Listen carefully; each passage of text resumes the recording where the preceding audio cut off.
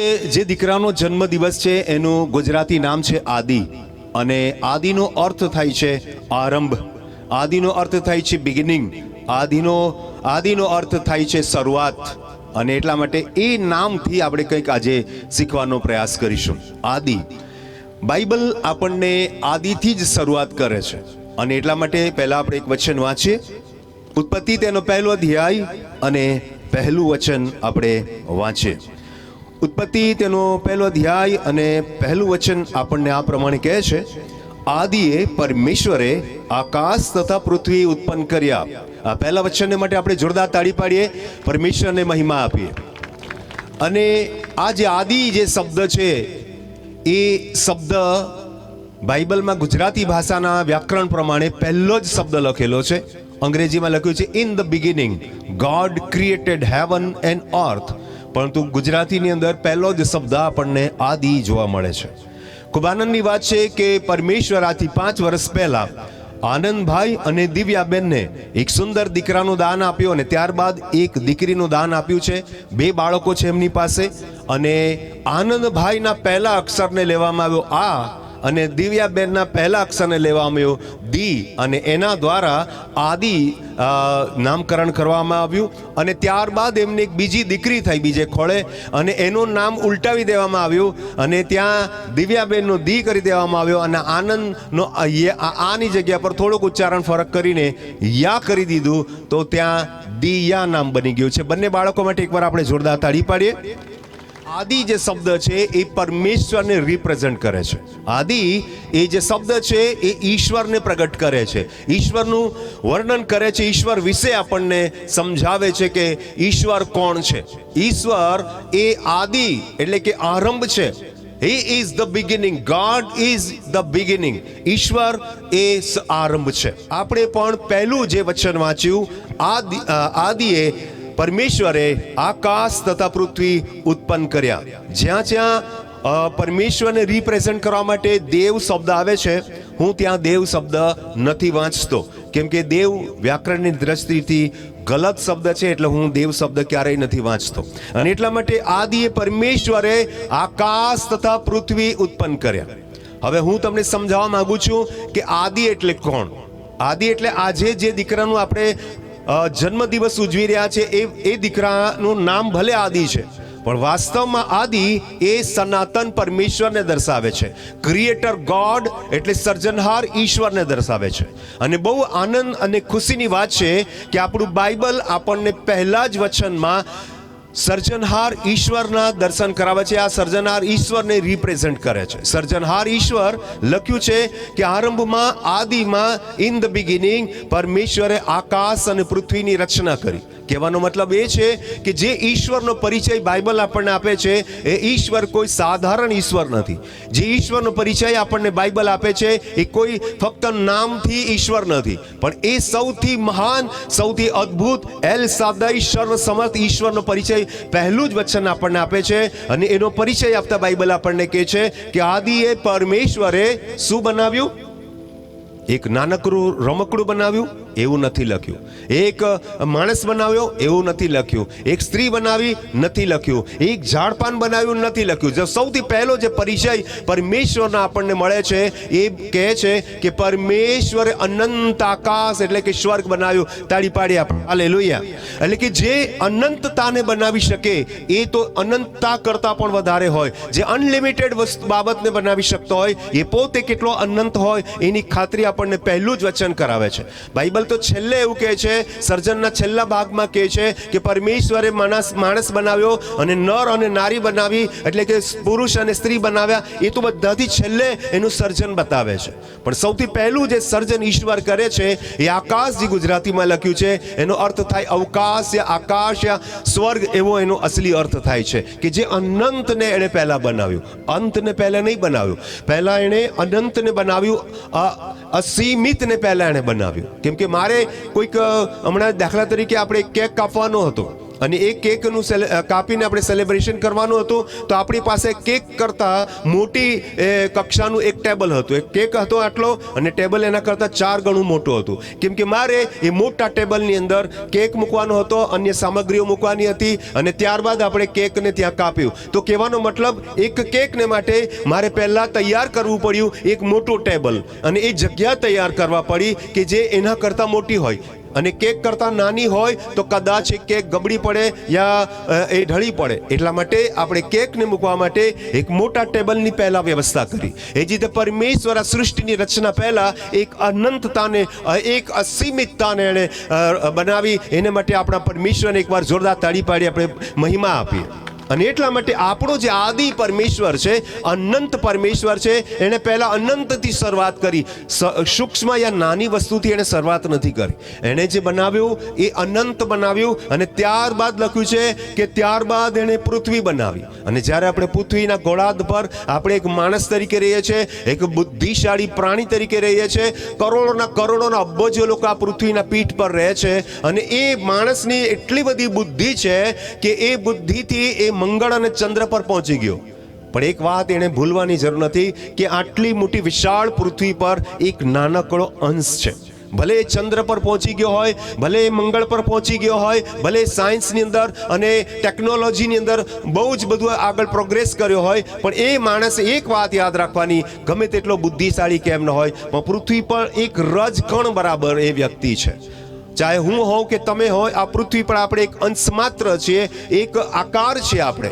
અને પૃથ્વીને પણ એણે પરમેશ્વર એટલે અજાયબ બનાવી કે આજે આ પૃથ્વીને આપણે નિહાળી શકીએ છીએ. અને આકાશ જ્યારે એણે બનાવ્યું તો અનંતતાને બનાવ્યું. અને જેને આપણે આકાશ કહીએ છીએ, વાસ્તવમાં એ આકાશ જે આપણને દેખાય છે બ્લુ કલરનું, એ આકાશ નથી, એ અવકાશ છે.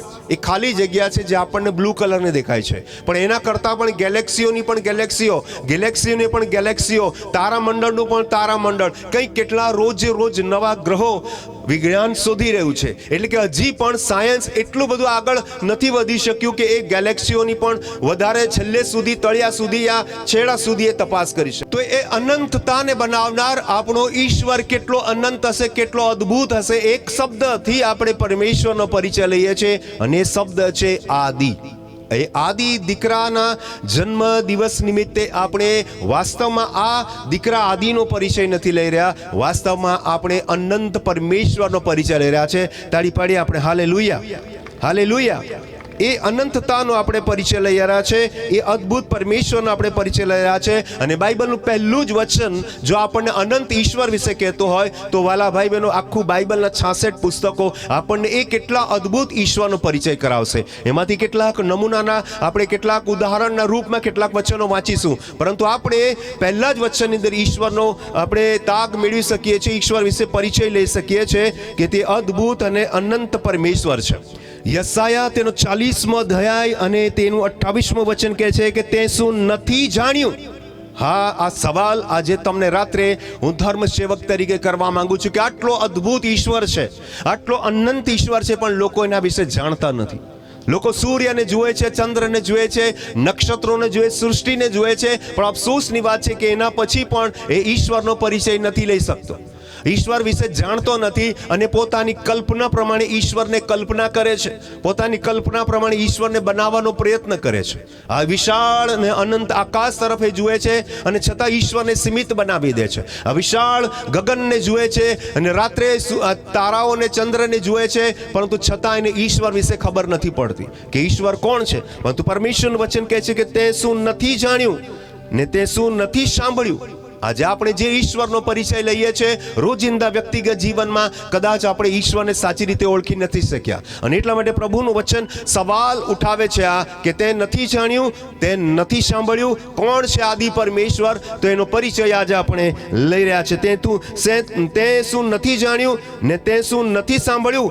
યહોવા તે સનાતન પરમેશ્વર છે. તાળી પાડી આપણે હાલેલુયા, સનાતન પરમેશ્વર છે. હું પછી આ સંદેશના પાછલા ભાગમાં હું તમને બતાવીશ કે આલ્ફા ઓમેગા શું છે. એનું એક રહસ્યમય બાબત હું કહીશ કે વર્ષોથી તમે આલ્ફા અને ઓમેગાને હજી સુધી કદાચ તમે સમજ્યા પણ નથી. પણ હું તમને સમજાવવા માંગુ છું કે બાઇબલનો પરમેશ્વર જે બાઇબલના પહેલા જ વચનની અંદર જે પરમેશ્વર ઉત્પન્ન કરતા પરમેશ્વરનો આપણને પરિચય આપે છે એના વિશે યશાયાની અંદર 40મા અધ્યાયના 28મા વચનમાં લખ્યું છે કે અવર ગોડ ઇઝ ઇટર્નલ ગોડ.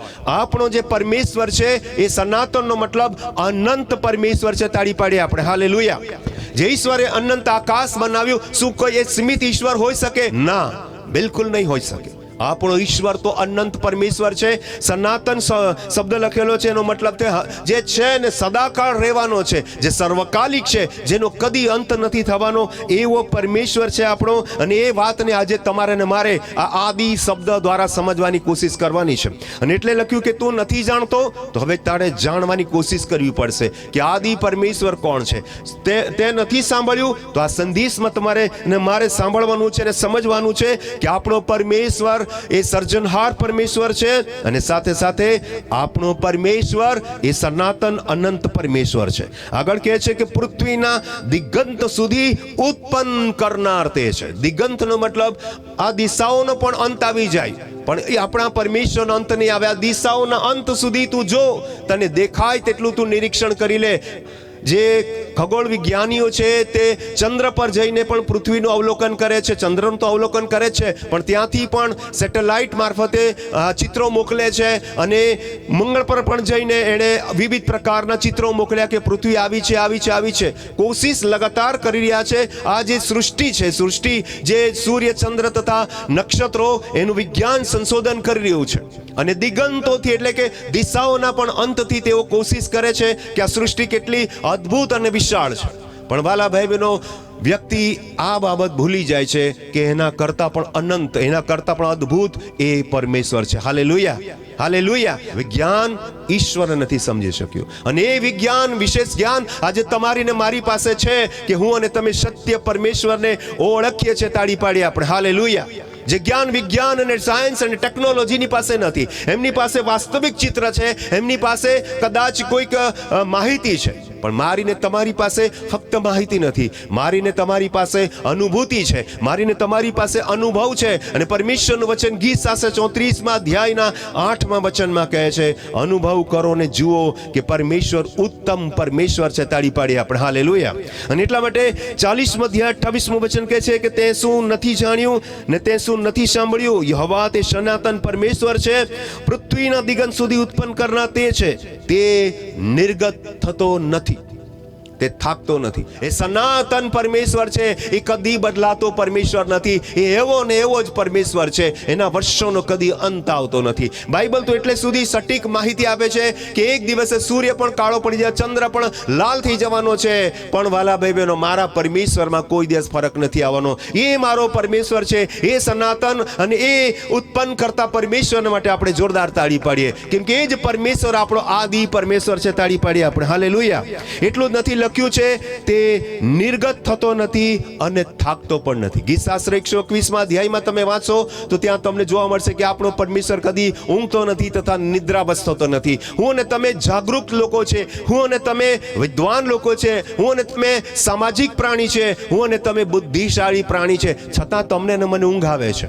જાનવરની વાત જવા દઈએ, જાનવરોની અંદર એટલી બધી બુદ્ધિ ક્ષમતા નથી, એટલું બધું એના પાસે જ્ઞાન નથી, ટેકનોલોજી નથી, અને કદાચ એવો ઊંઘી જાય તો આપણે કહીએ ભાઈ એ તો એમને ખબર નથી. પણ હું અને તમે બુદ્ધિશાળી પ્રાણી હોવા છતાં 12 કલાકથી પણ વધારે, 8 થી લઈને 12 કલાક, અમુક લોકો 14-15 કલાક પણ આરામ કરતા હોય છે. મારું ને તમારું શરીર થાકી જાય છે. હું ભલે ગમે એટલો વિદ્વાન વ્યક્તિ હોય, ગમે તેટલો સાણો વ્યક્તિ હોય, ગમે તેટલો ભણેલો વ્યક્તિ હોય, પણ એક દિવસે યા રાત્રે મને ઊંઘ તો આવવાની જ છે. થોડા કલાકોનો ઉજાગરો થઈ જાય તો મારી આંખો આપમેળે બંધ થાય. વાલા ભાઈ બહેનો, બુદ્ધિશાળી પ્રાણી હોવા છતાં મને ઊંઘ આવે છે, તમને પણ ઊંઘ આવે છે, અને તમામ જે પશુ પક્ષી છે એમને ઊંઘ આવે છે. પણ એ બધાને નિયંત્રણ કરનાર, એ બધાને બનાવનાર આપણો સર્જનહાર પરમેશ્વર કદી થાકતોય નથી, કદી ઊંઘતોય નથી. તાળી પાડી આપણા પરમેશ્વરને માટે. એ આદિ પરમેશ્વર છે, અનંત પરમેશ્વર છે. હી ઇઝ અ બિગિનિંગ, એ છે શરૂઆત. અને એટલા માટે આપણે આદિ પરમેશ્વરનો પરિચય લઈ રહ્યા છે. આપણે વચન વાંચીએ 48મો અધ્યાય યશાયા અને તેનું 12મું વચન આપણે વાંચીએ. આ વચનની અંદર મોટા ભાગના વિદ્વાનો ગલતી કરે છે. આપણે ઘણા જ સંદેશના ટ્વિસ્ટમાં છીએ, ઘણા જ મહત્વપૂર્ણ સંદેશના ભાગમાં છે. હું ને તમે ઘણી બધી વખત બાઇબલના શબ્દોને થોડુંક સમજી નથી શકતા, યા તો આંશિક રીતે જ આપણે સમજીએ છીએ. લખ્યું છે, હે યાકૂબ ને મારા બોલાવેલા ઇઝરાયેલ, મારું સાંભળો. આજે વ્યક્તિગત રીતે પ્રભુ આજે રાત્રે તમને પોકારે છે. તમારું નામ ચાહે કોઈ પણ હોય, આ યાકૂબને બોલાવે છે. પણ આજે તમારે ને મારે એ વાતનો વિશ્વાસ કરવાની જરૂર છે કે આ વચન તમને ને મને વ્યક્તિગત રીતે બોલાવે છે. તાળી પાડી આપણે હાલેલુયા. તમારું જે પણ નામ હશે, સ્ત્રી, પુરુષ, યુવાન યા ઘરના કોઈ પણ, તમે આ જગ્યા પર બેઠેલા હશો, મને ઓનલાઈન યા ઓફલાઈન સાંભળશો, હું તમામ લોકોને ધર્મ સેવક તરીકે કહેવા માંગુ છું કે પરમેશ્વરનું વચન તમને વ્યક્તિગત પુકાર કરે છે. અને શું કહે છે? તમને ને મને એમ કહે છે કે મારું સાંભળો. કોનું સાંભળવાની જરૂર છે? હું તે જ છું. તેજ એટલે અજવાળું નહીં, તે એટલે જે તું સમજે છે ને એના કરતાં પણ અલગ છું. હું તે જ છું. કોણ છું હું? હવે ધ્યાનથી સાંભળીએ, એનો અસલી અર્થ આપણે સમજવાની કોશિશ કરીએ. હું આદિ છું, હું અંત પણ છું. આ જે શબ્દ છે એને વ્યાકરણની દ્રષ્ટિથી હું અને તમે બરાબર સમજી નથી શક્યા. વાલા ભાઈ બહેનો, હું એક વ્યક્તિ છું. I am a one person. I am a person. One day I born on this earth and one day I will be die. એક દિવસે આ પૃથ્વી પર મારો જન્મ થયો છે અને એક દિવસે આ પૃથ્વી પર હું મરી જઈશ. મારું એક દિવસે શરૂઆત છે, મારે એક દિવસે જન્મ થયો અને એક દિવસે મારું મૃત્યુ નિશ્ચિત છે. અને એ જ પરિપ્રેક્ષ્યમાં આપણે ઈશ્વરને સમજી લીધું છે અને એ ગલત સમજ છે. કેમ કે મારો ને તમારું જે જીવન છે એના આધારે આપણે ઈશ્વરને સમજવાનો પ્રયત્ન કર્યો છે. મને એવું લાગે છે કે હું એક દિવસે જન્મ્યો અને એક દિવસે હું મરી જવાનો છું, તો મેં આ વચનથી ઈશ્વરને પણ વામણો બનાવી દીધો. જો ઈશ્વર આદિ છે તો એ અંત બિલકુલ નથી. He is not the end. પણ હું અને તમે આ શબ્દને ગલત રીતે સમજી રહ્યા છે. આપણે આદિ પરમેશ્વરને સમજી જ નથી રહ્યા, એટલે આપણે એની અંતની પણ કલ્પના કરી રહ્યા છે. કેમ કે આદિ ઈશ્વરને આપણે નથી ઓળખી શક્યા, તો પછી એના અંત વિશે આપણને એવું લાગે છે કે એનો અંત છે. અને જે કોઈનું શરૂઆત છે ને જેનો અંત છે ને વાલા ભાઈ બહેનો, એ કદાપી ઈશ્વર ન હોઈ શકે. અને એટલા માટે જ આના પહેલા મેં તમને વચન બતાવ્યું કે આપણો પરમેશ્વર સનાતન, our God is eternal God. આપણો પરમેશ્વર સનાતન પરમેશ્વર છે. He has no end. એને કોઈ અંત નથી. તાળી પાડી આપણે હાલેલુયા. Endless. Our God is eternal God. Our God is endless God. આપણો પરમેશ્વર ને કોઈ અંત નથી. આ જે શબ્દ જે કહેવા માંગે છે એનો અસલી અર્થ હું તમને કહેવા માંગુ છું. દાખલા તરીકે મારું એક નાનું બાળક હોય અને હું એને રોજ 1 રૂપિયો આપતો હોઉં અને રોજ 1 રૂપિયો ભેગો કરે અને એક દિવસે એણે એની જે બચત બેંક છે એની અંદર રોજનો 1 રૂપિયો નાખ્યો અને 100 દિવસ પછી એની પાસે 100 સિક્કા થઈ ગયા. અને એક દિવસે એ મારા બાળકે મને એવું કીધું કે પપ્પા આજે હું મારો જે બચતનું ડબ્બુ છું ને એ ડબ્બુ છે ને એને ખોલવા માંગુ છું. મેં કીધું બેટા ખોલો. અને એણે ખોલ્યું અને ટેબલની ઉપર 1 2 3 4 5 6 7 8 એમ કરતા એણે 100 સિક્કા મૂક્યા. અને મને ઘણી બતાવે કે આ પપ્પા જો એક ઉદાહરણ આપું છું. મારા બાળકે એવું કીધું નથી, ઉદાહરણ સમજાવું છું. 1 2 3 4 એમ કરતા 98 99 100. એણે ટેબલ પર કેટલા સિક્કા મૂક્યા? બોલો. 100. અને કેટલા ગણ્યા? 100. અને પછી એક દિવસે એણે ચોકલેટ લીધી, એક દિવસે એણે ટ્રોફી લીધી, એક દિવસે આ લીધું, એક દિવસે એમ લીધું, અને એમ કરતા 97 98 99 ને 100 સિક્કા પૂરા થઈ ગયા. એની પાસે સિક્કા પૂરા થઈ ગયા. જે બચત તેણે કરેલી, શરૂઆત કરેલી, એ વાપરી નાખી, એટલે એનો અંત આવી ગયો. પણ હું તમને એક સવાલ પૂછવા માંગુ છું કે મારા જે બાળકે 100 રૂપિયા ભેગા કરેલા, એ 100 રૂપિયા પૂરા થઈ ગયા, એટલે શું મારું બાળક મરી ગયું? નહીં. એનો અંત નથી આવ્યો. એની પાસે જે વસ્તુ છે એનો અંત આવી ગયો. એણે જે વાપર્યા એ પૈસાનો અંત આવી ગયો. 100 રૂપિયા એણે પૂરા કરી દીધા. એણે 100 દિવસ લગાવ્યા, એણે બચત કરતા પણ કદાચ 2 દિવસ 5 દિવસમાં સિક્કા પૂરા થઈ ગયા. એનો મતલબ એ નથી કે મારો દીકરો મરી ગયો. એની પાસેની વસ્તુ સમાપ્ત થઈ ગઈ. ઈશ્વર એ જ કહેવા માંગે છે કે આ સમગ્ર બ્રહ્માંડની અંદર, સમગ્ર સૃષ્ટિની અંદર મેં જે સર્જન કર્યું એ એક દિવસે આકાશ તથા પૃથ્વી જતા રહેવાના છે. હું નથી કહેતો, બાઇબલ કહે છે પ્રકટીકરણના અંદર. તો એ જે સર્જન કરેલી વસ્તુ છે ને એનો એનો અંત આવવાનો છે, મારો અંત નથી. અને આ વચનથી હું અને તમે હંમેશા એવું જ સમજીએ છીએ કે પરમેશ્વર આદિ છે અને પરમેશ્વર અંત બિલકુલ નથી. તાળી પાડીએ આપણે હાલેલુયા. એની સૃષ્ટિનો અંત છે. જેણે નિર્માણ કરી છે ને એ આ બધી સૃષ્ટિ ખતમ થવાની છે, but God never die, God never end. પરમેશ્વર કદી મરવાનો નથી અને પરમેશ્વર કદી સમાપ્ત નથી થવાનો. અને એટલે બાઇબલ છેલ્લા અધ્યાય પુસ્તકના અધ્યાયના પહેલા વચનમાં કહે છે આકાશ તથા પૃથ્વી જતા રહેશે પણ મારું વચન માય સેલ્ફ હું જવાનો નથી. એટલે આ વચનનો ગલત અર્થ નહીં કરતા કે પરમેશ્વર આદિ છે. Yes, he is a beginning but he is not end. એ અંત નથી. તાળી પાડી જો તમને સમજાયું હોય તો. મારા દીકરાની જે બચત હતી, એણે જે ઉત્પન્ન કર્યું, એણે જે બચાવ્યું, એ પૂંજી ખતમ થઈ ગઈ એની પાસે, અને એ બીજી પાછો ભેગી કરશે, પાછા 100-200 ભેગા કરશે. જેમ જેમ મોટો થશે 100 પરથી 1000 પરથી લાખો રૂપિયા ભેગું કરશે.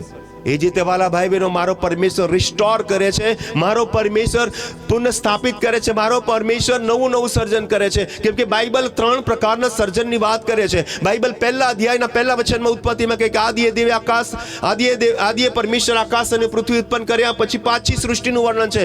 પૃથ્વી અસ્તવ્યસ્ત ખાલી હતી, પાછું એને સૃષ્ટિને બનાવી. અને પ્રકટીકરણમાં કહે છે આકાશ અને પૃથ્વી જતા રહેવાના છે, નવી આકાશ નવી પૃથ્વી આવવાની છે. તો તાળી પાડી આ 3 પ્રકારના સર્જનની વાત આપણને બાઇબલમાં મળે છે. એનો મતલબ એ નથી થતો કે પરમેશ્વર ખતમ થઈ ગયું. સૃષ્ટિ ખતમ થઈ જાય છે, સૃષ્ટિની અંદર રિસ્ટોરેશન થાય છે, સૃષ્ટિની અંદર બદલાણ થાય છે. પરમેશ્વર બદલાતો નથી. તાળી પાડીએ આપણે હાલેલુયા. જ્યારે તમે એમ કહો છો કે પરમેશ્વર આરામ છે, it is very good, 50% you are right. પણ તમે એમ કહેશો કે પરમેશ્વર અંત છે તો 50% તમે રોંગ થઈ ગયા. તમે સત્ય પરમેશ્વરને અર્ધો જ ઓળખ્યો. અને એટલા માટે બાઇબલના આ વચનને શાસ્ત્રોક્ત રીતે, બાઇબલના વચનને માર્મિક રીતે, બાઇબલના આ વચનોને મર્મસભર રીતે સમજવાનો પ્રયત્ન કરવાની જરૂર છે. કેમ કે આપણે બાઇબલ આપણી ભાષામાં વાંચીએ છીએ, એટલે આપણી સમજણ પ્રમાણે આપણને સમજાય છે કે ઓ પરમેશ્વર આદિ છે અને પરમેશ્વર અંત છે. પણ વાસ્તવિકતા બિલકુલ અલગ છે. પરમેશ્વર આદિ છે, yes I am agree with that, yes I am agree with it. પણ પરમેશ્વર અંત કદાપી ન હોઈ શકે. જો પરમેશ્વર અંત હોત તો આ પહેલા જ વચનમાં બાઇબલ પૂરું થઈ ગયું હોત કે પરમેશ્વરે આકાશ અને પૃથ્વી બનાવી. પછી પૃથ્વી અસ્તવ્યસ્ત થઈ ગઈ તો પરમેશ્વર પણ અસ્તવ્યસ્ત થઈ ગયો હોત, પરમેશ્વર પણ ખતમ થઈ ગયો હોત. તો પછી મને બીજો પરમેશ્વર જોતે, અને પછી પાછી ત્રીજી સૃષ્ટિ તો મને પછી ત્રીજો પરમેશ્વર જોઈતે. ના ભાઈ ના, મારો પરમેશ્વર 3 નથી, મારો પરમેશ્વર અનંત છે. તાળી પાડી આપણે હાલેલુયા. હાલેલુયા. એટલે કદાપી તમે આ આદિ અને અંતના શબ્દમાં ગડબડ નહીં કરશો. સૃષ્ટિનો અંત છે, જેનું નિર્માણ થયેલું છે તેનો જ હંમેશા અંત. જેનો જન્મ છે એ જ હંમેશા મરણ પામે. જેનો જન્મ જ નથી, જે પોતે સર્જનહાર છે, એનું મૃત્યુ ક્યાંથી હોય? અને એટલા માટે અંત શબ્દ બાઇબલમાં પરમેશ્વરને લાગુ પડતો નથી. અને એટલા માટે તમારે બહુ ધ્યાનથી આ સંદેશને સાંભળવો પડશે. આપણે વાંચીએ યશાયા તેનો 64મો અધ્યાય અને તેનું 3, 4, 5 અને 8 વચનને સમજવાની કોશિશ કરીએ. અમારી કલ્પનામાં નહીં આવે, આપણી કલ્પનામાં ઈશ્વર નહીં આવે વાલા ભાઈ બહેનો. આપણે કલ્પના કરીને ઈશ્વરને બનાવીએ છીએ, આવો તેવો આકાર આપીએ છીએ, પણ આપણી કલ્પના બહાર છે ઈશ્વર. હાલેલુયા. મારો પરમેશ્વર એટલો અનંત પરમેશ્વર છે, એટલો આદિ પરમેશ્વર છે, એટલો મહાન અને એટલો એલ શાદ્દાઈ, એટલો સર્વશક્તિમાન પરમેશ્વર છે કે મારી બુદ્ધિ કામ નહીં કરી શકે. મારી કલ્પનાઓની સીમા પૂરી થઈ જાય, મારી કલ્પનાઓ ત્યાં ખતમ થઈ જાય. અને એટલા માટે હું કહેવા માંગુ છું કે પરમેશ્વર તમારી કલ્પનામાં નહીં આવે. તમે એને કલ્પી નહીં શકો, તમે એને બનાવી નહીં શકો, તમે એને ક્રિએટ નહીં કરી શકો, કેમ કે એણે તમારું સર્જન કર્યું છે. તમે એનું સર્જન નહીં કરી શકો. તાળી પાડીએ આપણે હાલેલુયા. એટલે આપણા પરમેશ્વરની કલ્પના પણ આપણે કરી નહીં શકીએ, એટલો અદ્ભુત પરમેશ્વર છે. આગળનું વચન શું કહે છે તે સમજવાની કોશિશ કરીએ. 4થા વચનમાં લખ્યું છે આદિકાળથી તેઓએ સાંભળ્યું નથી. આદમને પરમેશ્વરે શું કીધું હતું? જે દિવસે તું ફળ ખાશે, જે શબ્દ લખ્યું છે મરશેનો મતલબ શું થાય? તારો અંત આવશે, તારો અંત આવશે. એટલે કે પરમેશ્વર અનંત હતો અને આદમ પણ અનંત હતો. આદમે મૃત્યુની વાતો બહુ સાઈડ પર રાખીએ, એણે હંમેશનો અંત લઈ લીધો. અંત શબ્દ આદમને લાગુ પડ્યો, કેમ કે એણે પાપ કર્યું, એણે આજ્ઞાનું ઉલ્લંઘન કર્યું. અંત પરમેશ્વરને લાગતો નહોતો, અને એટલા માટે પાપ પહેલા આદમને પણ અંત લાગતો નહોતો, કેમ કે મૃત્યુ શક્ય જ નથી એનું. એ પણ અનંત જીવનધારી વ્યક્તિ હતો, પણ તો અફસોસ એણે પાપ કર્યું, આજ્ઞાનું ઉલ્લંઘન કર્યું, એટલે એનો અંત થઈ ગયો. એટલે અંત થશે જ, અંત થશે જ. શારીરિક રૂપમાં પણ અંત થશે, આત્મિક રૂપમાં. એટલે હંમેશ માટે તારું નાશ થઈ જશે. જ્યારે મારો પરમેશ્વર કદાપી એનો અંત હોઈ જ નહીં શકે. એટલા માટે આદમે જે નહીં થવાનું તે પહેલા કરી લીધું. જે ઈશ્વરીય ગુણ હતો, કયો ગુણ? આદિ અને અનંત. તો હવે આદમમાં શું આવી ગયું? આદિ એટલે પહેલો મનુષ્ય, પણ શું આવી ગયું પછી? અંત આવી ગયો. સમજી ગયા તમે? આદમને લાગુ પડે છે આદિ અને અંત, પણ ઈશ્વરને નથી લાગુ પડતો. તાળી પાડી આપણે હાલેલુયા. મને તમને લાગુ પડે છે આદિ અને અંત. મારો બી એક દિવસે જન્મ છે, પણ હું પણ એક દિવસ મરી જવાનો છું. 5મા વચનની અંદર આપણે જે હોશથી ધાર્મિકપણાએ વર્તે છે તેને, તથા જેઓ તારા માર્ગોમાં રહીને તારું સ્મરણ કરે છે તેઓને તું મળે છે. હાલેલુયા. બધા બોલો હાલેલુયા. આપણો પરમેશ્વર ક્યારે મળે છે? જ્યારે હોશથી તમે તેનો સ્વીકાર કરો છો, પૂરા દિલથી જ્યારે તમે એનો વિશ્વાસ કરો છો, ત્યારે એ તમારી અંદર આવે છે. ત્યારે એ તમારી અંદર આવે છે. તમે કહેશો ભાઈ ઈશ્વર મારી અંદર કેવી રીતે આવે? બહુ જ નાનકડું ઉદાહરણ તમને આપવા માંગુ છું. It is very simple. બહુ જ સાધારણ વાત છે કે ઈશ્વર તમારી અંદર આવી શકે છે. દાખલા તરીકે હું ને તમે મનુષ્ય છે અને પ્રાણી માત્ર એ શ્વાસ લેવો પડે છે. તમે રોજ હજારો શ્વાસ લો છો, પણ તમને શ્વાસ દેખાતી નથી. તમે ઉચ્છ્વાસ લો છો એટલે શ્વાસમાંથી તમે પાછા બહાર કાઢો છો શ્વાસ, ત્યારે કાર્બન ડાયોક્સાઇડ નીકળે છે. ઓક્સિજન લો છો તે દેખાતું નથી, કાર્બન ડાયોક્સાઇડ કાઢો છો તો દેખાતું નથી. શ્વાસ અંદર ઊંઘી ગયા પછી પણ તમારી પ્રક્રિયા ચાલુ રહે છે, અને તમને ખબર છે કે જ્યારે એ પ્રક્રિયા બંધ થઈ જાય તો માણસનું શું થઈ જાય? ધી એન્ડ થઈ જાય, અંત થઈ જાય. જો આ દાખલા આધારે હું તમને કહેવા માંગુ છું કે તમે શ્વાસ અંદર લઈ રહ્યા છો અને તમે પ્રાણવાયુ ઓક્સિજન લઈ રહ્યા છો જે તમને દેખાતું નથી, અને તમે ફરી તરત જ એને ઓક્સિજનને લઈને શરીરમાં એ ઓક્સિજન ભળી જાય છે, બ્લડમાં જાય છે, અને ત્યારબાદ તમારામાંથી જે બોડીમાંથી જે કાર્બન ડાયોક્સાઇડ નીકળે છે, આ પ્રક્રિયાને તમે નથી જોઈ શકતા. એમ જ ઈશ્વર તમારી અંદર આવે છે, તમને નથી ખબર પડતી. તમે વિશ્વાસથી એને તમે અંદર તમે લઈ શકો છો. તમારા માટે ઇનવિઝિબલ અદ્ભુત પરમેશ્વર, અદ્રશ્ય પરમેશ્વર તમારી અંદર છે. તાળી પાડી આપણે હાલેલુયા.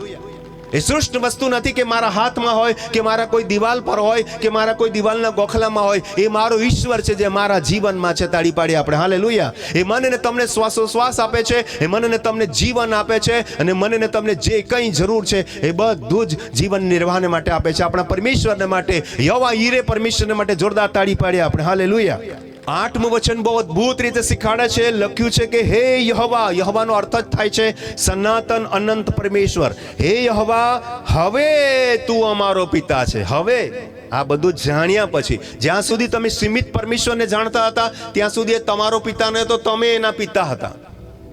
સમજ્યા કે નહીં મારી વાત? જ્યાં સુધી તમે પરમેશ્વરને ઓળખતા નહોતા ત્યાં સુધી તમે પરમેશ્વરને કાંઈક રૂપમાં બનાવેલો, એટલે એ પરમેશ્વર તમારો પિતા ન હતો, તમે એના પિતા હતા, કેમ કે તમે એને બનાવેલો. પણ જો હવે તમે સમજી ગયા કે મારો પરમેશ્વર છે, આદિ છે, અદ્ભુત અને અનંત છે, એ વાતને જો તમે સમજી ગયા તો તમારી વિચારધારા બદલાઈ ગઈ. હું મારા ઈશ્વરનો બનાવનાર હું નથી, મારો ઈશ્વર મને બનાવનાર મારો પિતા છે. તાળી પાડી આપણે હાલેલુયા. આ વચનને બહુ ગૂઢાર્થમાં તમારે સમજવાની જરૂર છે, બહુ મર્મથી સમજવાની જરૂર છે. પરમેશ્વરને તમે જો નહીં ઓળખશો ને વાલા બહેનો, તો તમે પરમેશ્વરને પિતા કહી જ નહીં શકશો. તમે પરમેશ્વરના પિતા બની જશો, એટલે કે તમે બનાવેલા પરમેશ્વરના પિતા બની જશો. કેમ કે તમને જે કલ્પના આવી, તમને જે વિચાર આવ્યો, એ પ્રમાણે તમે જ્યારે તમે એને બનાવો છો તો એ તમારો પિતા નથી, તમે એના પિતા છો, તમે એના સર્જનહાર છો. અને એ દુર્બુદ્ધિ આજે માણસમાં કામ કરી રહી છે, અને એટલે ઈશ્વરને ઓળખવાનું રવા દઈને ઈશ્વરને બનાવવાનો પ્રયત્ન કરે છે. ઘણી બધી આકૃતિઓ બની રહી છે. આઈ એમ સોરી, હું કંઈ કહેતો નથી, પણ તમે સમજી શકો છો કે જ્યારે તમે પરમેશ્વરના પિતા બનો છો તે બધું નકામું છે. પણ વાસ્તવિક બનવું છે કે હવે આ ઈશ્વરને જો તમે ઓળખી ગયા, આદિ પરમેશ્વર, અનંત પરમેશ્વરને ઓળખી ગયા, ત્યારે તમે હાથ ઊંચો કરીને બધા બોલીએ આપણે, ત્યારે તમે આ રીતે બોલી શકશો કે હે પરમેશ્વર, તું અમારો પિતા છે. હાથ આમ ફેલાવીને બોલીએ, હે પરમેશ્વર, તું અમારો પિતા છે. હાલેલુયા. તાળી પાડીએ પરમેશ્વરને માટે. પણ જ્યાં સુધી જો આ અર્થને તમે નહીં સમજી શક્યા ત્યાં સુધી તમે આ અંગીકાર પણ નહીં કરી શકતા. કેમ કે તમે બનાવો છો. તમે કોઈ ઈસુ પ્રભુનો ફોટો લગાવી લીધો છે ઘરમાં અને રોજ સવારે ઉઠીને આમ કરો છો, મતલબ તમે એના પિતા છો. એ તમારો પિતા નથી, કેમ કે તમે બનાવ્યો છે, તમે એને શણગાર્યું છે, તમે લાઇટિંગ મૂકી છે. જાણી જોઈને ઈસુ પ્રભુનું નામ લો છું, તમે સમજી શકો શું કહેવા માંગુ છું. કહેવાનો ભાવાર્થ કે તમે એને બનાવનાર છો, તમે એને સજાવનાર છો, તમે એને લાઇટિંગ આપો છો, તમે એને અગરબત્તી મીણબત્તી કરો છો, એટલે તમે એના પિતા થઈ ગયા. એ તમારો પિતા નથી. પણ એ ત્યાં ઘરમાં કશું જ નથી, મંદિર, મસ્જિદ, ચર્ચ, દરગાહ, ગુરુદ્વારામાં કંઈ જ નથી. જે તમારી અંદર છે ને, ત્યારે જ તમે કહી શકશો, હા, તું મારો પિતા છે. તાળી પાડીએ આપણે હાલેલુયા. આ સભાનતા આજે રાત્રે તમારી પાસે આવી જોઈએ. એટલે પ્રભુનું વચન કહે છે, હે યહોવા, હવે આ બધી જાણકારી મને મળી ગઈ. હવે તું અમારો પિતા છે, અમે કોણ છીએ? જે શબ્દ લખ્યો છે બરાબર ધ્યાનથી મને કહો, શું શબ્દ લખ્યો છે? શું લખ્યું છે? અરે શું લખ્યું છે? ના, ગલત શબ્દ છે. તમે બરાબર બોલો, શું લખ્યું છે? બરાબર ગુજરાતીમાં વાંચીને કહો, શું લખ્યું છે? મટોડું, માટી, મંટોડું, મળ, કાદવ, એવું લખ્યું છે ને?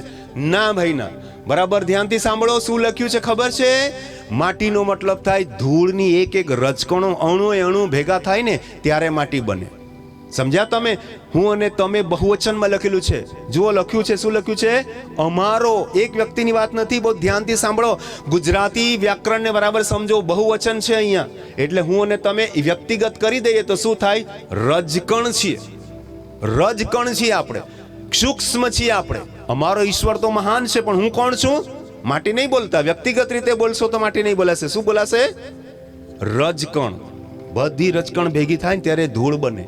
અહીંયા બહુવચનમાં લખ્યું છે અમારું, અમે, એવું લખ્યું છે. અમારો પિતા. આપણે હજારો લોકો એવું બોલીએ કે અમે બધા રજકણ ભેગા થઈ ગયા, તો બધી ભેગી થયેલી રજકણ ન ગણાય, ધૂળ અને માટી ગણાય. વાલા ભાઈ બહેનો, જ્યારે તમે આને વ્યક્તિગત રૂપમાં અંગીકાર કરશો, આજ દિન સુધી કદાચ કોઈ સેવકે તમને આ વાત નથી શીખવાડી. બધા એવું જ કીધું છે, અમે માટી છે. અરે વ્યક્તિગત બોલો, હું રજકણ માત્ર છું. I M just atom. હું એક નાનકડો અણુ છું, કાંઈ જ નથી. પણ તું કોણ છે? પિતા પરમેશ્વર. તાળી પાડી આપણે હાલેલુયા. હું તો કાંઈ જ નથી પ્રભુ, તારી આગળ ધૂળ કરતા પણ જાવ એવું છે. એક રજકણ માત્ર છું. પણ તું કોણ છે? તું તો ઈશ્વર છે, સનાતન છે, યહોવા છે. અને હવે તમે આ વચનને સારા અર્થમાં સમજી શક્યા છો કે હે યહોવા, હવે તું અમારો પિતા છે ને હું માટી નહીં કહેવાય, હું રજકણ છું ને અમે માટી છે. ને તું કોનો કુંભાર છે? એકલાનો? બહુવચન લખ્યું છે, અમારો કુંભાર છે. અને કુંભાર શું બનાવે? માટલું. પણ માટી ક્યાંથી ભેગી કરે છે ને, હે ને? બધી ભેગી કરે, ગુંદ પાણી નાખે, ગુંદે કઈ કેટલું પ્રોસેસ કરે, પછી અગ્નિમાં નાખે. વાલા ભાઈ બહેનો, માટલું બનવા માટે પ્રોસેસમાં જવું પડશે. પહેલા રજકણ હતા, પછી માટી બન્યા, અને માટીમાંથી માટલું બન્યું. કેટલી લાંબી પ્રોસેસ થઈ ગઈ.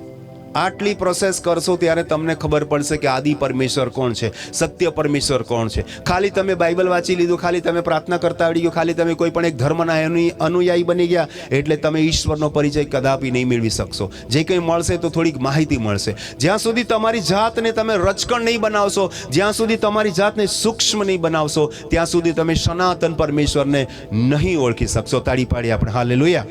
અને એટલા માટે આપણે બધાએ આજે કહેવાની જરૂર છે કે યહોવા, હવે તું અમારો પિતા છે અને અમે માટી છે, ને તું અમારો કુંભાર. ને આગળ શું લખ્યું છે? અમે સર્વ કોના હાથની કૃતિ છીએ? તારા કે તમારા? એક વચનમાં લખ્યું છે કે બહુવચન? ઉપરનું બધું જ બહુવચનમાં લખ્યું છે, અમે, અમારું, અમારી. પણ નીચે લખ્યું છે તારા હાથની. એક લખ્યું છે. તાળી પાડી આપણે હાલેલુયા. આપણો પરમેશ્વર એક જ પરમેશ્વર છે, જે સનાતન, અદ્ભુત, અનંત પરમેશ્વર છે. તાળી પાડી આપણે હાલેલુયા. આપણે કયા જાતિ, કયા ધર્મ, કયા દેશના લોકો છે છોડી દે બધી વાત. એક વાત નિશ્ચિત છે કે આપણે બધાનો બનાવનાર, આ સૃષ્ટિનો બનાવનાર એક જ અદ્ભુત આદિ પરમેશ્વર છે. તાળી પાડી આપણે હાલેલુયા. આગળ વચન વાંચીએ આપણે. યશાયા 44મો અધ્યાય ને બીજું વચન શું કહે છે? તારો કરતા. હાલેલુયા. ને તમારે ને મારે આજે રાત્રે બોલવાનું છે. હાથ ઊંચા કરીને બોલો, મારો કરતા. બધા બોલો, મારો કરતા, એટલે કે મારો બનાવનાર. આ સંદેશ તમને વ્યક્તિગત રૂપમાં લઈ જાય છે. ત્યાં બહુવચનમાં તો અમારો પિતા છે, પણ હવે હું વ્યક્તિગત કહેવા માંગુ છું. તું મારો કરતા છે અને ગર્ભસ્થાનમાં તારો કરતા છે, અને ગર્ભસ્થાનથી તારો બનાવનાર, તને સહાય કરનાર પરમેશ્વર એવું કહે છે કે મારા સેવક, મારા પસંદ કરેલા યસુરૂન, તું ભીષ્મા. વાલા ભાઈ બહેનો, એ સનાતન પરમેશ્વર તમારી સાથે છે, આદિ પરમેશ્વર તમારી પાસે છે, એ અનંત પરમેશ્વર તમારી સાથે છે. તમારે ડરવાની જરૂર નથી, કેમ કે તમને ને મને પરમેશ્વરે બનાવેલા છે. મેં અને તમે પરમેશ્વર નથી બનાવ્યા, પરમેશ્વરે તમને ને મને બનાવેલા છે. આપણા કરતા પરમેશ્વર માટે જોરદાર તાળી પાડી દઈએ, આપણે પ્રભુને મહિમા આપીએ. યશાયા તેનો 44મો અધ્યાય અને 6 વચનમાં શું પ્રભુનું વચન કહે છે? ધ્યાનથી આપણે સાંભળીએ. ઇઝરાયલનો રાજા છે. હું ને તમે રજકણ છીએ, પણ એ રાજા છે. તેનો ઉદ્ધાર કરનાર એટલે કોણ? આપણો પરમેશ્વર છે. સૈન્યનો યહોવા એવું કહે છે કે હું આદિ છું, હું અંત છું, મારા વિના બીજો કોઈ નથી. એક જ આદિ હોઈ શકે, એના સિવાય કોઈ નહીં હોઈ શકે. જો એકથી વધારે હોય તો એ કલ્પના આદિમાં નહીં આવે, કેમ કે આરંભ એકનો જ થાય. અને એટલા માટે એક જ પરમેશ્વર છે, જેનો મતલબ થાય છે આદિ. આદિ અને અનંત છે. અંત શબ્દ નહીં વાપરતા, એ ગુજરાતીમાં લખ્યું છે સમજાવવા માટે, પણ તમારે ને મારે આદિ અને અનંત શબ્દ વાપરવાનો છે. કેમ કે આપણા પરમેશ્વરને આપણે સન્માન આપવાનું છે અને આપણા પરમેશ્વરને કહેવાનું છે કે આપણો પરમેશ્વર, બધા બોલો, આપણો પરમેશ્વર, આપણો પરમેશ્વર આદિ અને અનંત છે. તાળી પાડી આપણે હાલેલુયા. આપણે આગળ નવા કરારની અંદર પણ વાંચવાનો પ્રયત્ન કરીશું. પ્રગટીકરણ તેનો 1 અધ્યાય 8મા વચનની અંદર બહુ જ રહસ્યમય બાબત હું તમને કહેવા માંગુ છું. પ્રભુ પરમેશ્વર જે છે ને જે હતો ને જે આવનાર છે, જે સર્વશક્તિમાન છે, તે કહે છે હું આલ્ફા તથા ઓમેગા છું. ને આનો ગુજરાતીમાં આપણે અર્થ કરી દઈએ છીએ હું આદિ છું અને હું અંત છું. એટલે આપણને સમજાતું નથી. આલ્ફા અને ઓમેગા એ શું છે હું તમને સમજાવવા માંગુ છું. આલ્ફા અને ઓમેગા વિશે તમને ખબર જ નહીં હશે કદાચ કે શું છે. What is the meaning of alpha and omega? તમને લાગે છે કે આલ્ફા એટલે હિબ્રુ શબ્દ હશે, ઓમેગા એટલે હિબ્રુ શબ્દ હશે. ના ભાઈ ના. હું જે કહેવા માંગુ છું બહુ ધ્યાનથી સાંભળજો. રહસ્યમય બાઇબલની વાત કરવા માંગુ છું. આ હિબ્રુ શબ્દ નથી, આ ગ્રીક શબ્દ છે. અને આ ગ્રીક શબ્દ શું શીખાડે છે હું કહેવા માંગુ છું. હિબ્રુઓની અંદર એક જ ઈશ્વરની કલ્પના કરવામાં આવે છે. હિબ્રુઓનો પરમેશ્વર એક જ છે, એ છે યહોવા પરમેશ્વર. તાળી પાડી આપણે હાલેલુયા. પણ અફસોસ છે ગ્રીક માટે એવું નહોતું. ગ્રીક બિલકુલ ઊંધા લોકો હતા. ગ્રીકની અંદર એક કરતાં વધારે દેવી દેવતા યા પરમેશ્વરમાં માનવામાં આવતું હતું. બહુ ધ્યાનથી સાંભળજો. રહસ્ય હું આજે રાત્રે તમને કહેવા માંગુ છું કે it is not Hebrew word યા હિબ્રુ આલ્ફાબેટ્સ. આ ગ્રીક આલ્ફાબેટ્સનો 24 જે મૂળાક્ષર કહેવાય, જેમ કે ક ખ ગ ગ છે આપણા ક થી લઈને જ્ઞ સુધીના, એબીસીડીમાં છે એ થી ઝેડ સુધીના, એવા ગ્રીક આલ્ફાબેટની અંદર પહેલો જે શબ્દ છે એને આલ્ફા કહેવામાં આવે છે. અને જે છેલ્લો શબ્દ ન કહેવાય, પહેલો જે અક્ષર છે એ આલ્ફા કહેવાય છે અને છેલ્લો જે અક્ષર છે એ ઓમેગા કહેવાય છે. ગ્રીક લોકો એકથી વધારે ઈશ્વરમાં માનતા હતા. રંજીતભાઈ, ગ્રીક લોકો એકથી વધારે ઈશ્વરમાં માનતા હતા. અને આ વાત એમણે કબૂલ કરવી બહુ મુશ્કેલ છે કે એક જ ઈશ્વર છે. કદાપી એક્સેપ્ટ નહીં કરી શકે કે અમારો એક જ ઈશ્વર છે, કેમ કે એમને ઘણા બધા ઈશ્વરમાં ભરોસો છે. હવે એમણે એમ કેવું હોય કે એક જ ઈશ્વર છે તો એ સાધારણ વાત નથી. હું ને તમે બાઇબલને સમજતા નથી. એમણે જે આલ્ફાબેટ બનાવ્યા એની અંદર એ જે એબીસીડી એમની બનાવી, એબીસીડી એટલે મૂળ અક્ષર બનાવ્યા, એની અંદર પહેલો જે શબ્દ હતો એ તો આલ્ફા, એને એટલા માટે આલ્ફાબેટ કહેવાય, આલ્ફા. અને જે છેલ્લો શબ્દ હતો એ ઓમેગા હતો. કયો હતો? ઓમેગા. ક ખ ગ. કોઈ શબ્દ બન્યો નહીં? બન્યો. એ તો મૂળાક્ષરનો ક્રમ છે, શબ્દ નહીં બન્યો. તમે એને સુયોજિત નહીં કર્યું, યોગ્ય રીતે નહીં ગોઠ્યું, એટલે એનો કોઈ અર્થ નહીં થયો. ક ખ ગ ગ ચ છ જ જ ન ત થ દ ન પ પ બ ય ય ર લ સ સ ય જ્ઞ એમ કરીને કક્કા બોલી જાય છે બાળકો પ્રાથમિક શાળાના. પણ એમાં એક પણમાં અર્થ નથી. બરાબર બોલો. જો ક થી લઈને જ્ઞ બોલો, એક પણ અર્થ નહીં જોવા મળે તમને. સમજ્યા મારી વાત? તમે નહીં સમજ્યા. ક થી જ્ઞ બોલી જાઓ 50 વખત, પણ શબ્દ તમે એક પણ નહીં બોલ્યા, તમે અક્ષર બોલ્યા છો. હવે આનો જે અસલી અર્થ છે આલ્ફા થી લઈને ઓમેગા સુધી હું બોલી જાઉં, મને કંઈ મળ્યું? નહીં મળ્યું. નહીં મળ્યું. ક થી જ્ઞ સુધી હું બોલી જાઉં, સેંકડો વાર બોલી જાઉં, મારો એક પણ શબ્દ બનતો નથી. ભલા બેબી, હું જે સમજાવવા માંગુ છું એવું છે, દુનિયા મોથી ભગવાન ઈશ્વર અલ્લાહ ગોડનું નામ વારંવાર લઈ રહ્યા છે, પણ અર્થ નથી એમની પાસે. ક થી જ્ઞ સુધી એક બાળકને બોલાવી દો, આમ અદબવાળી ક ખ ગ ગ ચ છ બધું બોલી જશે, પણ અર્થ એકનો પણ નથી થતો. એક બી શબ્દ બનતો નથી. એ જ રીતે ગ્રીક લોકોની વાત કરું કે ગ્રીક લોકો એટલા બધા ઈશ્વરમાં માનતા હતા અને બાઇબલમાં ગ્રીક લોકો જ્ઞાન શોધે છે, શોધ્યા જ કરતા શું છે એમને ખબર પડી કે આ બધા વર્ણમાલામાં પણ જે ભેગો નહીં થઈ શકે ને એ છે, એટલે અ થી લઈને એ થી લઈને ઝેડ સુધીમાં જે સામેલ નહીં થઈ શકે એ છે પરમેશ્વર. અનેક ઈશ્વરમાં માનનારા લોકોએ એક ઈશ્વરને માનવાનું ચાલુ કર્યું, એટલે કહેવાય આલ્ફા અને ઓમેગા. તાળી પાડી આપણે હાલેલુયા. અને એ વાત તમને ને મને એઝ અ ઇન્ડિયન પીપલ, ભારતીય લોકો તરીકે તમને મને વધારે લાગુ પડે છે. ઘણા બધા ઈશ્વરની કલ્પના છોડીને આપણે જે એ થી લઈને ઝેડ એટલે કે આલ્ફાથી લઈને ઓમેગા સુધી જે બની જ નહીં શકે, જેનું વર્ણન ન કરી શકાય, એ અવર્ણનીય પરમેશ્વરને આલ્ફા ઓમેગા કહેવાય. એનું ગુજરાતીમાં ટ્રાન્સલેશન ગલત કરેલું છે, આદિ અને અંત કરેલું છે. આદિ અને અનંત થવું જોઈએ. ક થી લઈને જ્ઞ સુધી વર્ણમાલા પૂરી થઈ જાય છે, પણ મારા પરમેશ્વરનો આરંભ છે, અંત નથી. તાળી પાડી આપણે હાલેલુયા. એટલે આલ્ફાનો મતલબ આરંભ અને ઓમેગા એટલે ભાઈ આ જ છેડો છે, હવે કાંઈ થવાનું નથી, એથી આગળ કંઈ નથી. અનેક ઈશ્વરમાં માનતા લોકોએ એક ઈશ્વરનો પરિચય આલ્ફા ઓમેગાથી કર્યો કે આ એક એવો ઈશ્વર છે કે જેને અમે ABCDમાં એડજસ્ટ નથી કરી શકતા, કખ ગગ ને જ્ઞ સુધીમાં એડજસ્ટ નથી કરતા, અને આલ્ફાથી ઓમેગા સુધી અમે એડજસ્ટ નથી કરી શકતા, અમે સેટ નથી કરી શકતા. આવો અકલ્પનીય ઈશ્વર છે જે અમારી વર્ણમાલામાં ફિટ નથી બેસતો, અમારા વ્યાકરણમાં ફિટ નથી બેસતો, આ અમારી કોઈ શબ્દાવલીમાં ફિટ નથી બેસતો, એટલે એને આલ્ફા ઓમેગા કીધું છે. તાળી પાડી આપણે હાલેલુયા. આલ્ફાનો ઓમેગાનો મતલબ કદાપી એવું કરતા નહીં કે આદિ અને અંત. એ આ દિન સુધી ગલત શિક્ષણ આપવામાં આવ્યું છે તમને, આ દિન સુધી ગલત શિક્ષણ આપવામાં આવ્યું છે બધાએ કે ઈશ્વર આદિ છે, ઓકે 50% સારી વાત છે, પણ ઓમેગા એટલે અંત છે એવું કહીને તમે 50% ઈશ્વરનો નકાર કરી રહ્યા છો. અને જો 50% હકાર બોલો અને 50% નકાર બોલો તો રણજીતભાઈ એ કેટલું ગણાય? 0 ગણાય.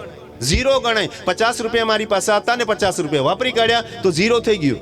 એટલા માટે તમે સત્ય પરમેશ્વરનો પરિચય જાણતા જ નથી, એટલે તમે બોલો છો આદિ અને અંત. પણ હું પરમેશ્વરનો દાસ બોલીશ આદિ અને અનંત પરમેશ્વર. તાળી પાડી આપણે હાલેલુયા. હવે આલ્ફા અને ઓમેગાનો મતલબ હિબ્રુમાં બિલકુલ ગણશો નહીં, ગ્રીકની અંદર થાય છે, જેનું અસ્તિત્વ છે અને જે છેલ્લે સુધી છે એ જ હું તો રજકણ છું. I am the just atom. હું તો એક રજકણ છું, પણ મારો પરમેશ્વર તો પહેલેથી છેલ્લે એ જે છે એ જ છે, એટલે હું તો સાધારણ સૂક્ષ્મ છું. એ ગ્રીક લોકોને સમજાયું, અફસોસ તમને નથી સમજાયું. જે લોકો સેંકડો ઈશ્વરમાં માનતા હતા એ લોકો સમજી ગયા કે ઈશ્વર આ આલ્ફા એનો ઓમેગા છે. પણ આજે રાત્રે આ સંદેશ દ્વારા હું તમને કહેવા માંગુ છું કે આલ્ફા અને ઓમેગા પ્રભુ ઈસુનો પરિચય તમારે લેવાની જરૂર છે આજ રાત્રે. તાળી પાડી આપણે હાલેલુયા. અને એટલા માટે 2-3 વચન વાંચીને આપણે સમજાવવાની કોશિશ કરીએ છીએ, આ કોને લાગુ પડે છે, અને હું એ સમજાવવા માંગુ છું કે આલ્ફા અને ઓમેગા આપણા પ્રભુ ઈસુને લાગુ પડે છે. અને એટલા માટે આપણે વાંચીએ પ્રગટીકરણ તેનો 1લો અધ્યાય અને 17 અને 18 વચન વાંચીએ. ત્યાં લખ્યું છે, જ્યારે મેં તેને જોયો ત્યારે મુએલા જેવો થઈને હું તેના ચરણ આગળ પડી ગયો. બહુ ધ્યાનથી સાંભળજો. જ્યારે મેં તેને જોયો ત્યારે હું કેવો પડી ગયો? મુએલા જેવો એના પર ચરણમાં પડી ગયો. અને જે કંઈ દ્રશ્યમાન છે મહેન્દ્રભાઈ, એનો અંત છે. તો તમે શું કહેશો? પ્રભુ ઈસુનો અંત થઈ ગયો ને? જોયો એણે, પણ બહુ ધ્યાનથી સાંભળજો. આલ્ફા ઓમેગાનો અર્થને તમે સમજાવ્યું, પ્રભુ ઈસુના અર્થને સમજો કે શું પ્રભુ ઈસુને જે યોહાને જોયો એ વ્યક્તિ હતો, એક માણસ હતો? અત્યારે પાત્મસ બેટ પર યોહાન જ્યારે પ્રભુ ઈસુના દર્શન કરી રહ્યો છે ત્યારે શું તે એક માણસ હતો તમારા ને મારા જેવો? બહુ ધ્યાનથી સાંભળો. જે યોહાને એને પહેલા જોઈ લો ત્યારે એનો માસીનો દીકરો હતો, એનો જાતભાઈ હતો, એનો અંગત માણસ હતો, પણ અત્યારે જે ઈસુને જુએ છે એ પુનરુત્થાન પામેલો ઈસુ છે. તાળી પાડી આપણે હાલેલુયા. હાલેલુયા. જ્યારે બચપનથી મોટો થયો હતો એની સાથે માસીના દીકરા તરીકે, ત્યારે એની સાથે રમતો હશે, એની સાથે ભમરડા રમવા જતો હશે. સોરી, ઉદાહરણ આપું છું. અને સાથે મોટા થયા અને 3.5 વર્ષ સાથે રહ્યો, પણ હવે જે ઈસુને જુએ છે રાજુભાઈ, એ ઈસુ પુનરુત્થાન પામેલો છે. બહુ ધ્યાનથી સાંભળો કે યોહાનને માટે આ ઈસુ બિલકુલ અલગ છે. આખી દુનિયાને માટે ઈસુ મરી ગયેલો છે. બહુ ધ્યાનથી સાંભળજો. યોહાન સિવાય તમામ લોકોને માટે જાણે કે ઈસુ મરી ગયો છે, પણ અત્યારે પહેલી વખત જ્યારે ઈસુના એ દર્શન કરી રહ્યો છે ત્યારે પુનરુત્થાન પામેલા એન્ડલેસ અનંત પ્રભુ ઈસુના દર્શન કર્યો છે. તાળી પાડી આપણે હાલેલુયા. 33.5 વર્ષ ઈસુના જે માનવીય જીવનના પરિચય યોહાનને હતો, પણ હવે જે યોહાન જે ઈસુને જોઈ રહ્યો છે વાલા ભાઈ બહેનો, એ સનાતન ઈસુ છે. એટલે આલ્ફા ઓમેગા હવે એને બેસી જ નહીં શકે. પહેલા આલ્ફા ઓમેગા બેસી શકતો હતો કે આનો દીકરો, આનો દીકરો, આનો દીકરો, આટલો આનો જન્મ થયો, હવે તે મરી ગયો. પણ હવે પુનરુત્થાન પામેલો પ્રભુ એન્ડલેસ અનંત ઇટર્નલ પ્રભુના દર્શન કર્યો છે. તાળી પાડી આપણે હાલેલુયા. અને આજ રાત્રે ધર્મ સેવક તરીકે હું તમને એ જ ઈસુનો પરિચય કરવા માંગુ છું જે માત્ર 33.5 વર્ષ જીવીને મરી ગયો. એ ઈસુની વાત હું નથી કરવા માંગતો. એ ઈસુની વાત તો તમને દુનિયાને બધાને ખબર છે. હું એ ઈસુની વાત કરવા માંગુ છું જેણે યોહાને પાત્મસ બેટ પર પુનરુત્થાન પામેલા સદાકાલિક સદાકાલિક અનંત પ્રભુ ઈસુના દર્શન કર્યા. તાળી પાડી આપણે હાલેલુયા. અને આજે રાત્રે હું તમારી આત્મિક દ્રષ્ટિ ખોલવા માંગુ છું અને હું એ કહેવા માંગુ છું કે સ્ટોરીની અંદર યા બાઇબલની અંદર અન્ય પુસ્તકની અંદર જે કંઈ પરિચય આપેલો છે એ બધું ભૂલી જાઓ. અત્યારે તમારે એ જ યાદ રાખવાની જરૂર છે કે મારો પ્રભુ ઈસુ પુનરુત્થાન પામેલો પ્રભુ ઈસુ છે. હવે એનો કોઈ અંત નથી. તાળી પાડી આપણે હાલેલુયા. હા, થોડા વખત પહેલા એનું મૃત્યુ થયું હતું. હા, શારીરિક રૂપમાં એ મૃત્યુ પામ્યો હતો, પણ યોહાન હવે ખાતરીની સાથે કહે છે પહેલા જ અધ્યાયમાં, હા મને ખાતરી છે હવે તું મરેલો નથી. તને મરતા છેલ્લા દમ સુધી યોહાને જ જોઈ લો. બાકી બધા શિષ્યો ભાગી ગયા હતા. માત્ર યોહાન એક વ્યક્તિ હતો કે જેણે ઈસુને મરતા જોઈ લો, અને એ ઈસુને મરતા જોઈ લો ને એ ઈસુને અત્યારે પુનરુત્થાન પામેલો પણ એણે જોયો છે. તાળી પાડી આપણે હાલેલુયા. તો યોહાન એ કબૂલાત કરે છે અને કહે છે 17મા વચનમાં, જ્યારે મેં તેને જોયો ત્યારે મુએલા જેવો થઈને હું તેના ચરણ આગળ પડી ગયો. અત્યાર સુધી એ યોહાન બચપનથી ઈસુની સાથે મોટો કદી કોઈ દિવસ પગે નહોતો પડ્યો, કેમ કે એના જેવો ભાઈ હતો, એનો મિત્ર હતો, એનો દોસ્ત હતો, એનો માસીનો છોકરો હતો. પહેલી વખત પુનરુત્થાન પામેલા ઈસુને જોઈને એ પગે પડ્યો. આજે હું ને તમે પ્રભુ ઈસુની શરણમાં આવવાની જરૂર છે. સત્ય પ્રભુ ઈસુનો પરિચય લેવાની જરૂર છે. અને એટલા માટે આગળ વચન કહે છે કે હું શું લખ્યું છે, જ્યારે મેં તેને જોયો ત્યારે મુએલા જેવો થઈને હું તેના ચરણ આગળ પડી ગયો. પછી તેણે પોતાનો જમણો હાથ મારા પર મૂકીને કહ્યું, બીમાં પ્રથમ તથા છેલ્લો હું છું, અને હું જીવંત છું. હું મોં પણ હતો, અને જુઓ હું સદાકાળ જીવતો છું, અને મરણ તથા હાદેસની કૂંચીઓ મારી પાસે છે. કહેવાનો ભાવાર્થ બહુ ધ્યાનથી સાંભળજો. 17 અને 18 વચન બે બાબત બતાવે છે. પહેલી બાબત 17મા વચનમાં યોહાનનો દ્રષ્ટિકોણ છે કે યોહાન જુએ છે પુનરુત્થાન પામેલા ઈસુને, અને 18મું વચન પ્રભુ ઈસુનું ખાતરી છે કે અરે હું કોણ? હા, તું મને ઓળખતો હતો ને, હું જીવતો હતો, હું મરી ગયો હતો, પણ હવે હું જ સદાકાળ જીવું છું, અને મરણ થતા હાદેસની કૂચીઓ મારી પાસે છે. તું અત્યાર સુધી મને માસીના દીકરા તરીકે જોતો હતો, મને તારો ભાઈ સમજતો હતો, પણ હું હવે એ નથી. હું કોણ છું? હું જીવંત છું. તાળી પાડી આપણે હાલેલુયા. He has no end. એને કોઈ અંત નથી વાલા બહેનો. પ્રભુ ઈસુ યોહાનને પહેલી જ ખાતરી કરાવી દે છે કે જે મને તે મરતા જોઈ લો ને કાલ્વના ક્રૂસ પર, એ હું નથી. હું હવે જીવતો છું. તાળી પાડી આપણે હાલેલુયા. Hallelujah, hallelujah, hallelujah. આપણે પ્રભુ ઈસુને ઓળખવાની કોશિશ કરીએ. આપણો પ્રભુ ઈસુ કોણ છે? એન્ડલેસ છે, અનંત છે, સદાકાલિક છે. હા, એક દિવસ એ મરી ગયો તો કાલ્વના ક્રૂસ પર માનવ જાતિના પાપને માટે, પણ આજે યોહાનની સામે અનંત પ્રભુ તરીકે ઊભો છે. 21મો અધ્યાય અને 5 અને 6 વચન વાંચીએ આપણે. શું કહે છે 5 અને 6 વચન? રાજ્યસન પર જે બેઠેલો છે તેણે કહ્યું કે જો હું સગળું નવું બનાવું છું. વળી તે કહે છે કે તું લખ, કેમ કે આ વાતો વિશ્વાસ યોગ્ય તથા સત્ય છે. શું બનાવું છું? નવું. અને આપણે એવું પહેલું વચન કઈ જોયેલું? ઉત્પત્તિ 1લો અધ્યાય 1લું વચન. એમાં પણ કંઈ બનાવવાની વાત હતી, સૃષ્ટિના સર્જનની વાત હતી. પ્રકટીકરણના અંતિમ અધ્યાયમાં પ્રભુ કહે છે કે I will restore, I will make new. હું કંઈક નવું બનાવવા માંગુ છું. નવું એ જ બનાવી શકે જે પોતે નવો હોય, જે પોતે અનંત હોય. જે જૂનો થઈ ગયો તે જૂની જ વસ્તુ બનાવી શકે, નવું ના કરી શકે કાંઈ. જે ખતમ થઈ ગયો હોય તો કાંઈ ન બનાવી શકે. પ્રભુ કહે હું નવું બનાવવા જઈ રહ્યો છું. હાલેલુયા, બોલો હાલેલુયા. એટલે આપણો પરમેશ્વર આદિ છે, બિલકુલ સાચી વાત, પણ આપણો પરમેશ્વર અંત બિલકુલ નથી. આપણો પરમેશ્વર આદિ અને અવાજ નથી આવતો, આદિ અને અનંત છે. ને એટલા માટે પ્રભુનું વચન આપણને બહુ ધ્યાનથી સમજાવે છે કે 5મું અને 6ઠું વચન, રાજ્યસન પર જે બેઠેલો છે તેણે કે જો હું સગળું નવું બનાવું છું. વળી તે કહે છે કે તું લખ, કે આમ કે આ વાતો વિશ્વાસ યોગ્ય તથા સત્ય છે. હું ગોળ ગપ્પા નથી મારતો. પ્રભુ ઈસુનું વચન હું તમને મજાકમાં નથી કહેતો. ખુદ પ્રભુ ઈસુ કહે છે કે હું બધું જ નવું બનાવવા જરૂર છું. 6ઠું વચન કહે છે તેણે મને કહ્યું કે હવે તેઓ પૂરી થઈ ગઈ છે. હવે તે બાબતો બધી પૂરી થઈ ગઈ છે. હું આલ્ફા તથા ઓમેગા, આદિ તથા અંત છું. હું છું તો જ છે બધું, બાકી જો હું મારા વગર કંઈ જ શક્ય નથી. હું જ છું શરૂઆત તો હું જ છું છેલ્લો છેડો. અંત નથી શબ્દ વાપરતો. હું શરૂઆત છું તો હું જ છું છેડો. બાકી બધું વચ્ચે રજકણ છે, બાકી બધું વચ્ચે સૃષ્ટિ છે. હું ને તમે એના સર્જન કરેલું પાત્ર છે. ઈશ્વરે તમને ને મને બનાવ્યા છે. આપણે ઈશ્વરને બનાવવાની કોશિશ નહીં કરીએ. આપણે સત્ય પરમેશ્વરને આજે રાત્રે ઓળખવાનો પ્રયત્ન કરીએ. આપણે વચન વાંચીએ, પ્રકટીકરણ 22મો અધ્યાય 12 અને 13 વચન વાંચીએ, અને છેલ્લે બીજું વચન વાંચીને સંદેશને સમાપ્ત કરીશું. 12મું અને 13મું વચન શું કહે છે? જુઓ હું થોડી વારમાં આવું છું. તાળી પાડીએ આપણે હાલેલુયા. આઈ એમ કમિંગ સૂન. હું થોડી વારમાં આવું છું, અને દરેક માણસને તેની કરણીઓ પ્રમાણે ભરી આપવાનો બદલો મારી પાસે છે. હું આવું છું એ જ વ્યક્તિ કહી શકે જે ગયો અને ગયો અને જીવતો છે તે જ આવી શકે, પણ એક જ છે જે આદિ પરમેશ્વર છે, જે અનંત પરમેશ્વર છે. એ જો આકાશમાં ઉચકી લેવામાં આવ્યો તો એ ફરી પાછો આવવાનો છે. દૂતોએ કહ્યું કે એ ગાલિલના લોકો, જેમ તમે ઈસુને જતા જોયો છે તેમાં તે પાછો આવી રહ્યો છે. તાળી પાડી આવનાર પ્રભુ ઈસુને માટે હાલેલુયા. અને એટલા માટે કહે છે કે હું પાછો આવી રહ્યો છું. અને 13મું વચન કહે છે કે હું આલ્ફા તથા ઓમેગા, પ્રથમ તથા છેલ્લો, આદિ તથા અંત છું. બહુ જાણી જોઈને આ વચનની અંદર એક જ બાબતને 3 વખત દોહરાવેલી છે. બહુ ધ્યાનથી સાંભળ્યું. શું લખ્યું છે? શું લખ્યું છે? આલ્ફા તથા ઓમેગા, પ્રથમ તથા છેલ્લો, આદિ તથા અંત છું. મારાથી જ શરૂ થાય છે, મારાથી જ પૂરું થાય છે. એટલા માટે તમે મને બનાવવાની કોશિશ નહીં કરશો, તમે મને ઉત્પન્ન કરવાની કોશિશ નહીં કરશો. 3 વખત પ્રભુએ કીધું છે કે I am the beginning, I am the end. હું મારા થકી જ એન્ડ થશે. શેનું? પોતાનું નહીં, સૃષ્ટિનું. હાલેલુયા.